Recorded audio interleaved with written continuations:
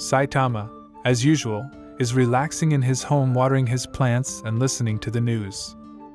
The news explains there's a new mosquito plague swarming through City Z where Saitama lives and everyone is strongly advised to evacuate.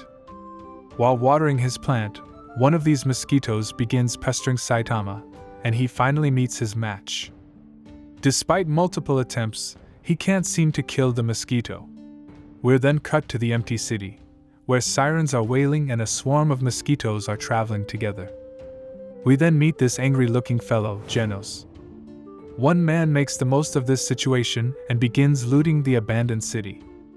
Not believing the danger of mosquitoes, he soon realizes his mistake when he's sucked dry and left with nothing but a shriveled corpse. The mosquitoes return to its master, who claims this isn't nearly enough blood to satisfy her. Genos acquires his target and opens fire. He realizes if he kills her, the swarm would likely disperse. But Mosquito Girl isn't remotely fazed and sends a swarm at Genos, who incinerates them with ease. Mosquito Girl laughs at the thought of Genos eliminating her and spurs him on to try. But back to the real battle. Saitama finally slaps and kills the monster on his balcony. Or not. He may defeat monsters in one punch, but the mosquito is simply too powerful. Genos and Mosquito Girl continue to battle. The cyborg shows off his strengths by constantly utilizing his cannons to not only attack but as mobility as well. He fires multiple shots at her but she buzzes around them no problem, before diving down and ripping off his arm. That didn't come for free though, as she noticed that while losing his arm Genos made sure to take both of her legs too. She tries to escape but Genos will not allow it, so she summons her entire swarm of mosquitoes to protect her. She says that while the town people may be hiding, there's plenty of wildlife to feed on and sends her swarms out to gather more blood. She demands her swarm to empty all their delicious little juices into her, and the gigantic swarm condenses into a single area around her. Suddenly, we hear a crazy screaming man chasing a mosquito with bug spray. It's Saitama, and he's furious at losing to an insect. After getting some fly spray in his mouth, Saitama looks up at horror towards the massive black cloud of mosquitoes flying in the sky. Genos tells Saitama to evacuate immediately as the swarm is conscious and will attack him if he stays. But before they have a chance to leave, Mosquito Girl is ready for round 2. The swarm descend on the two of them and drown them in a black flood, strong enough to topple buildings. This only makes Genos' life a lot easier as now they're in a perfect position to be incinerated all at once, proving that Mosquito Girl really did have the intelligence of a bug. Genos confirmed before fighting her that there were no nearby living beings, which allowed him to open fire without the stress of hitting civilians. Except, whoops, he forgot about the shiny-headed man who showed up and accidentally killed him.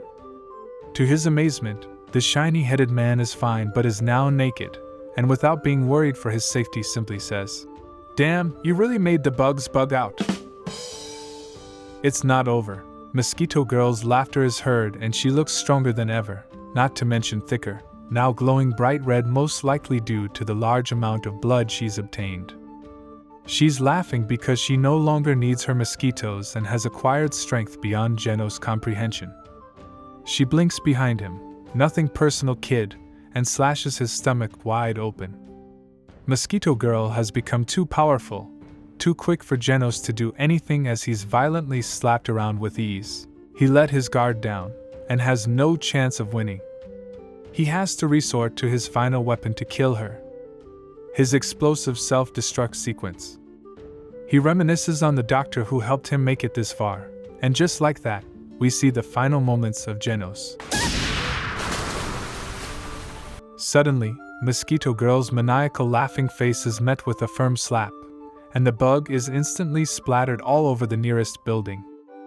Absolutely gobsmacked, Genos looks at Saitama in awe as he simply stands there with a satisfied smile and says, "Bugs?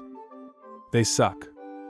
His grudge against the mosquitoes has ended, and he emerges victorious. With a massive parting in the clouds, the two cheeks begin walking away before Genos demands to become Saitama's disciple. To Saitama's disbelief, Genos actually shows up at his house. He tells Genos to have his drink and go home since he's not looking for disciples, but curiously asks how Genos is back in one piece. Genos explains he is mostly robotic and can be repaired as long as it's not a fatal injury. Genos asks what parts Saitama uses on his head to make it so shiny.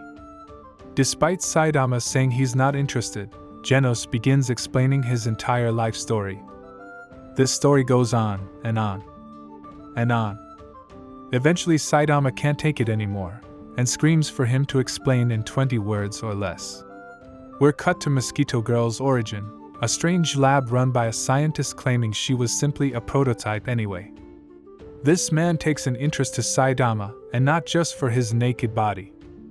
They send 2 messengers to meet him at his home.